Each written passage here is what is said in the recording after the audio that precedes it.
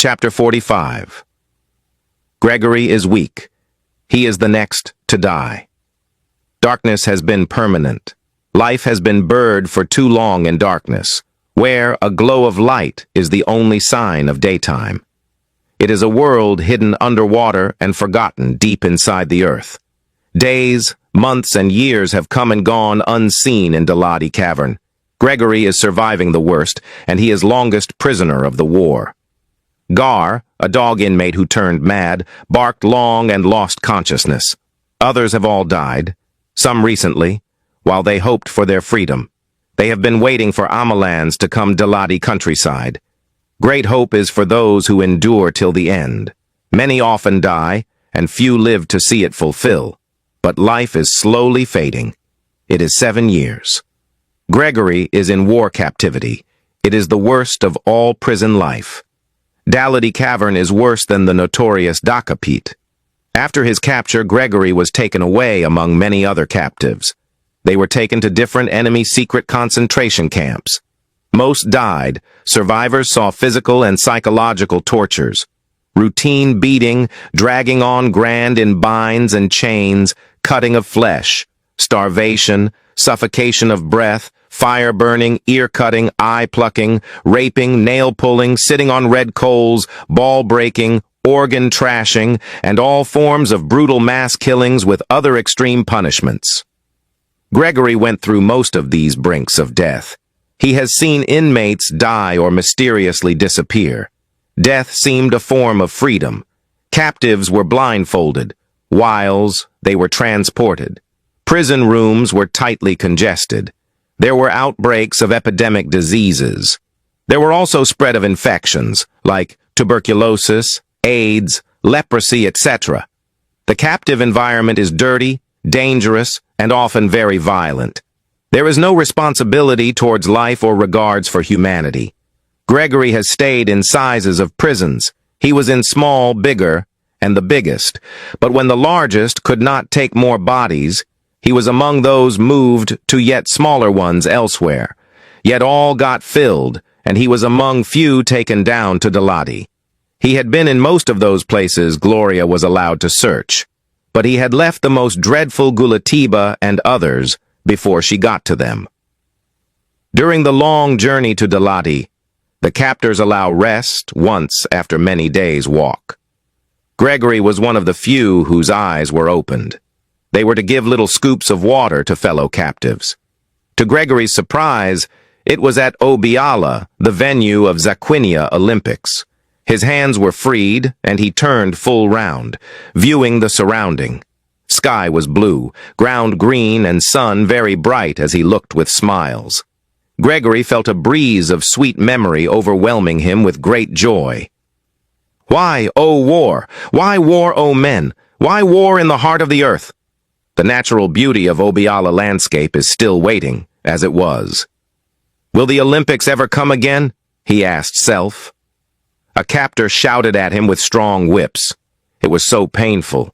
He wept sadly, not for the harsh, hard, cracking strokes. Gregory wept for the loss of the peaceful, friendly past. He looked around but could only see colleagues in binds and blindfolds. His eyes and hands were later freed, but his legs were still chained. He continued giving water to fellow thirsty and starving captives. The ram thought of the liberty all in the old good days. Above all, he saw visions of Gloria. Zaquinia was in harder times. When Gregory arrived in Daladi, there was no food for water citizens. War captives were ordered to be killed. The Water Home Guard dolphin commander in charge of Daladi prison had left feeding of war captives to Mama Rona, a dolphin lady friend. But retired Kohler Maggot was recalled to service, but he died in war front. The Daladi prison is a cave carved by water. Its bowl goes into a rock and it curves up outside in a hole. Zaquinians built a heap of stones around the hole to prevent escape. Little sun rays normally fall into the extreme upper cavern at mid-noon. The underwater entrance is a long tunnel of deep water arriving to sea.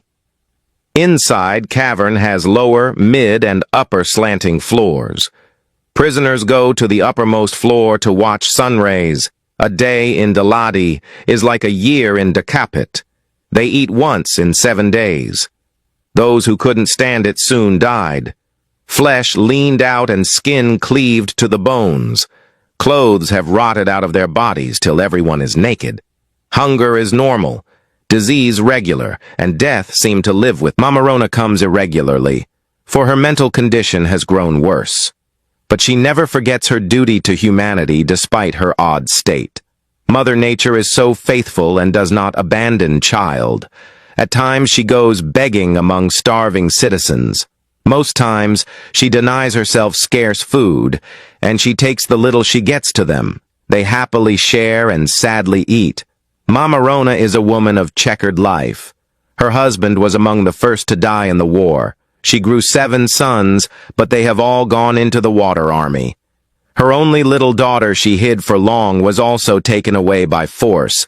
Mamarona feels abandoned and goes crazy. But fate, though unkind, is extraordinary. Her children are all still alive. Gregory is the strength of inmates. He hopes for their freedom one day. He encourages those sick or weak and dying. In all these years in darkness, majority of them have died. Cavern floods when sea level rises, and they would move to upper floors. They would sing, joke, discuss, sleep, and wake back in the dark misery. They would cheerfully watch light at noon together. In a world of darkness, a little ray of light is the glory of life. But it is not seen when sun is at the northern hemisphere. The light lasts longer when the sun is in southern hemisphere again. The Daladi war captives have died most in recent times. 7 died yesterday and 2 this morning. It remains only Gar and Gregory. It is noon. Gregory wakes with fear. He calls on Gar, but there is no answer. Tears run hot out of his eyes, and he painfully weeps. They were on the upper floor since morning, and Gar was already weak. Both had rolled down those that had died, down to the lower floor. They sang a dirge 9 times together. That was their last respect for the dead. It was an emotional and desperate moment. They have been waiting for their own deaths, too. They know it will come any time as both keep growing weaker. Now Gar no longer talks with him, and might lose his heartbeat soon. Gregory doesn't wish to be alone by a faithful, beloved brother in burden. Both endured supra-maximum miseries with proven bonds of true love. But life is ending. The world is closing. Darkness seems rock solid.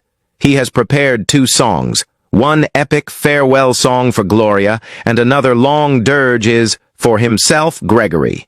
Gar, his last and only companion, is slowly going. He shrugs. He calmly sighs. He looks up to light. Gregory is thinking, Gloria. He remembers family, friends, and neighbors, Orgapes and Amaland. He questions the war and considers life, and he queries self about death. Gregory breathes deep, closes eyes, reopens, and looks up to see a light. Light has come, he says. But it seems to be growing larger as he looks on. Maybe it is only so in his own imaginations, he concludes. Gregory closes eyes and opens once again, and a voice comes calling, Is there anybody? Are people here? He also hears others talking. Gregory is my name, he shouts, doubting if it is true or a dream. Gar, wake, see what I see, he happily calls. Amaland soldiers have been around for 6 days. The water people never knew and land people never remembered. All were surprised when Mamarona came talking of captives in the cave. The crazy dolphin talking incoherently has led all to the Daladi cavern. Stones are rolled off, hole opens, and others go into water for rescue. Crowd is gathering, weavers are coming, and the news is spreading. Tears of sorrow now turns into tears of joy. The news will shake the world. Gloria will hear from the news weavers. How will she feel? What will she do? And what will the world all say?